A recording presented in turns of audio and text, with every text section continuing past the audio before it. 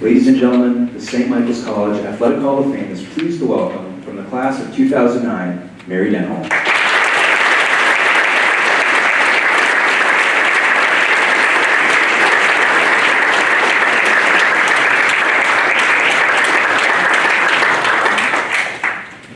Thank you. I'm so honored to be here.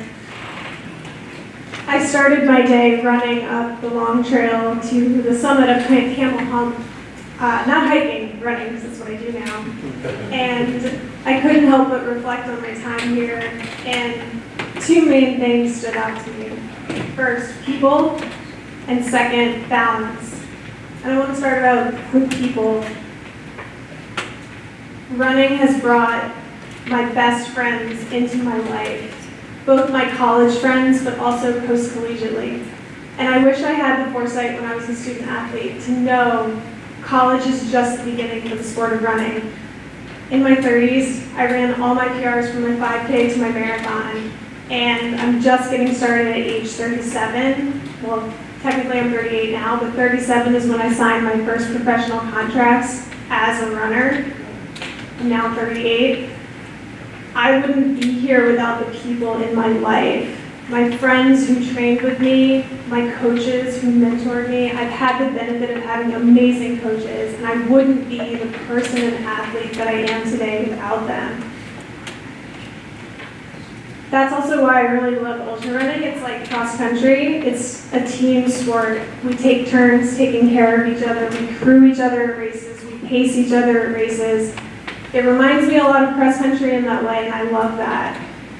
The other thing I was thinking about was balance, and Molly did an amazing job, Molly Peters, my cross country coach, of really reinforcing balance as a student athlete. You can be a great athlete and be a great student and have a great social life.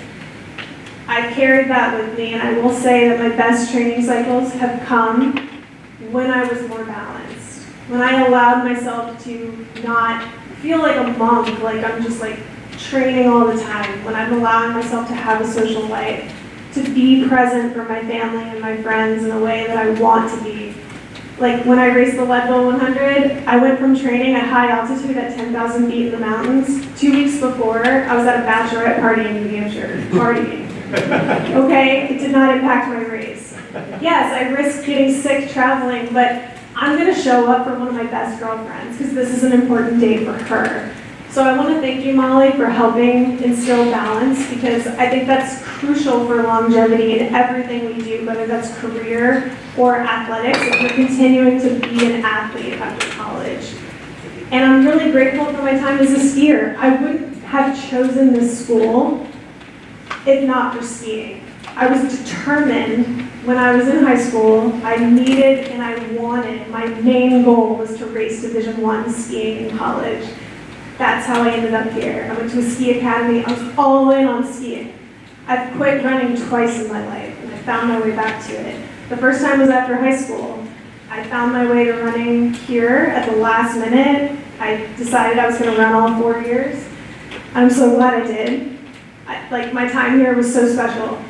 I also quit it for 6 years after college, went to law school, became a lawyer. Literally on one hand, I can count the number of times that I ran in 6 years. It's less than 5. It was not great. I started back in 2015, and running has just been this steady in my life. It's there when I needed it. When I stepped away, I didn't miss it. Truly, I didn't. I was a lawyer. I was all focused on being a trial attorney. I forgot about being an athlete. But I found my way back to it in 2015, and it truly started as I need to de-stress before a long day as a trial attorney.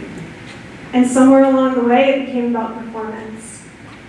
But the underlying theme through all of that is balance and people.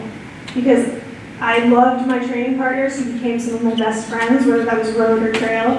And to this day, I think balance is always something that we're all trying to find, right? Like, there's no perfect balance, but when you're really trying to show up in your career, show up for your people and also your sport, when you're trying to find that balance, that's when you're going to be the happiest.